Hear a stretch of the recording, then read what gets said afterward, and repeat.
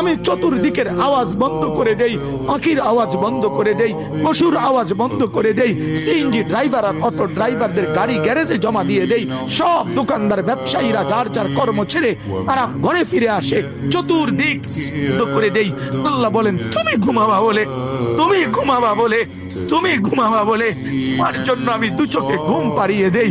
তোমারে আমি মাথা ব্যথা দেই নাই, তোমারে আমি জ্বর দেই নাই, সর্দি দেই নাই। আজকের রাত এই জ্বর সর্দি থেকে মুক্ত রাখছি, তো আমি আল্লাহ তোমাকে ঘুম পাড়াবো বলে। তোমার মা অসুস্থ, বাবা অসুস্থ, ছেলে অসুস্থ, স্ত্রী অসুস্থ, যদি এমন বিপদের খবর হইতো তাইলে তুমি ঘুমাইতে পারতা না। যদি তোমার পায়ে ব্যথা হইতো, আমি 2 মাস বহু রাতকে রাত আরামসে ঘুমাইতে পারি নাই, আমার পা ভেঙে গেছিল, আমি রাতকে রাত অঝরে কাঁদতাম, আল্লাহ তুমি আমার শিফা করে দাও, সুস্থ করে দাও। তাহলে আমার বন্ধু আল্লাহ বলে বান্দা তুমি ঘুমাবার জন্য আমি রাত বানালাম, আওয়াজ স্তব্ধ করলাম, দু চোখে ঘুম পাড়িয়ে দিলাম। তুমি দেখো না বান্দা, চতুর্দিকে খাট পাওয়া যায় বাজারে, আলম পাওয়া যায়, লেফ পাওয়া যায়, তোষক পাওয়া যায়, সব তো বাজারে পাওয়া যায়, কিন্তু 2 চোখের ঘুম তো বাজারে পাওয়া যায় না।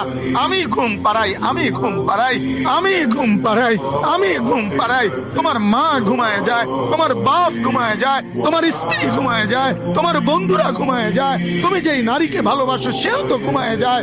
আমি আল্লাহ আমি জেগে থাকি। রাত 2টায় যদি তোমার পেশাব করতে উঠতে হয়, বাথরুমের জরুরত হয়, আমি ঘুমাই না, আমি 2 চোখ খুলে দেই, আবার তোমাকে ঘুম থেকে জাগিয়ে দেই। তো আল্লাহ বলেন এত কিছু করি আমি, আমি আমি বিনিময়ে আমি কি একটা সেজদা পাই না? এই নাফরমান সন্তান, এই মুসলমানের ছেলেরা যারা ঢুকছো এখন, বলো তুমি মুসলমানের বাচ্চা কিনা? মুসলমানের বাচ্চা যদি হয়ে থাকো, কেন সেজদা করলে না? কেন 1 প্যাকেট বিরিয়ানি খাইতে আসলা? কেন আসলা বেটা? লজ্জা লাগলো না বেটা? এই বেটারা কেন ঢুকলি বেটা? নির্লজ্জরা ঢুকলি কেন?